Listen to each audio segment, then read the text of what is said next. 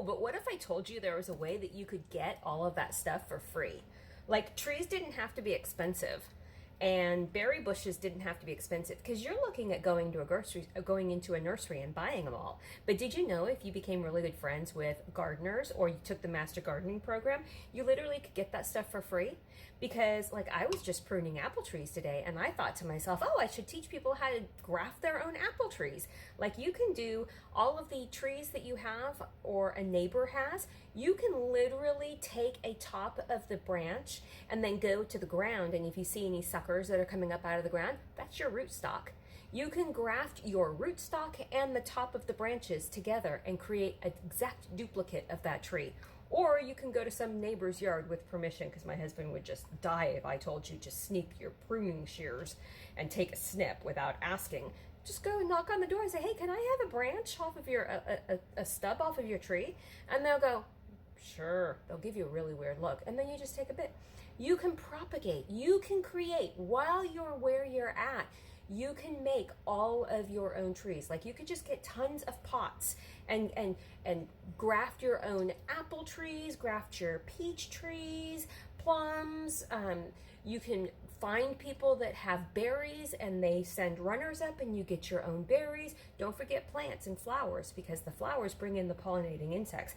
See, I'm a permaculturist. And permaculturists don't always just go out and buy. We like to be regenerative.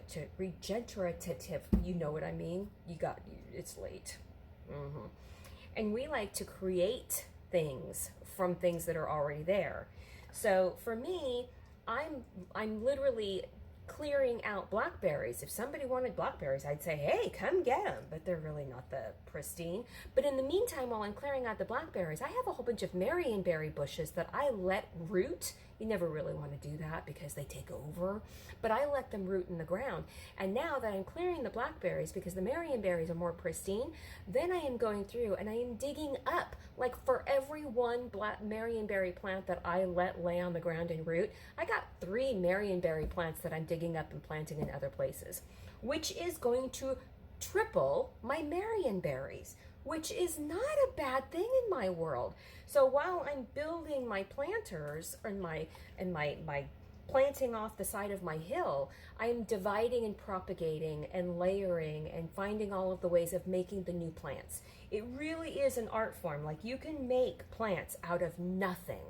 I already talked about the trees, and you can take the rootstock, dig up the rootstock, and take a branch from the top and put them together, and you make an exact duplicate of that tree. But did you know that you can actually take snips of plants and root them and plant them and have an exact duplicate of that? Or you can take a hardwooden branch and you can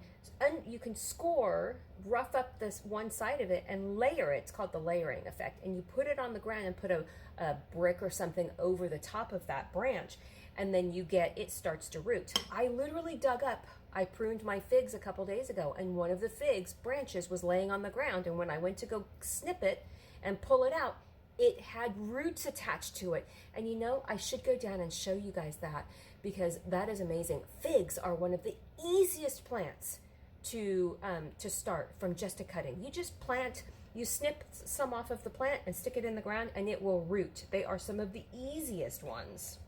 Blackberries, let's see, raspberries, the caneberries, the ones that grow straight up, those are really easy. They send runners off. You just dig them up. You get free plants. Strawberries send runners. Why would you want to buy strawberries? Don't buy strawberries. Just find a friend that has a whole bunch of runners and is willing to share. Like aronia berries. I'm pretty sure I can do the layering effect with the aronia berries, which is a massively much better berry than the elderberry. A lot of these berries you can start from seed too, and while you can do that, it takes forever to get them to give you a crop. So if you can propagate them or you can divide them, do the division method, you get a well-producing plant much faster than you would any other way.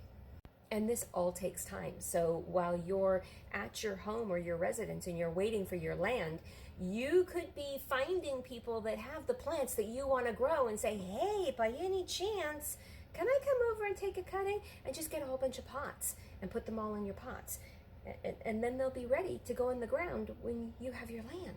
There is so much you can do before you get your land. Like literally, you can get all of your recipes together. Oh, you could come and sit at the table with me and I will tell you everything that I researched before we actually moved here. We've been here 14 years, and for 14 years I'm waiting for my husband's soup to cool down for his lunch tomorrow so I can stick it in his little containers and then we can get going, right? Like yeah. But for 14 years we've lived here, and I just started sinking things in the ground because I didn't have the time to do everything I wanted to do. So I would find a really good sale, or I'd buy a plant, I'd sink it in the ground, and then I would use that plant to make all the cuttings for all the other plants I wanted. So when I got the space to plant it all, I had the well-established one parent plant, and then I got all of my little baby plants off of it. See, it's thinking. And I only had to buy one plant for all the plants I got.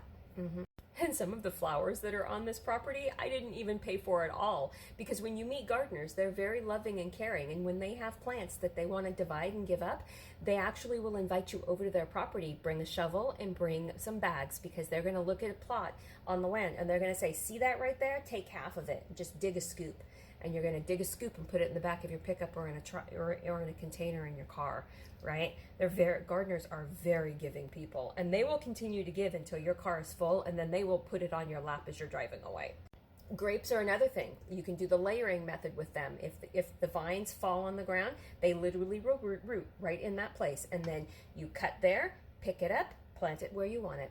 This is chicken curry soup. Did I tell you that yet or not? It's really good. It smells amazing.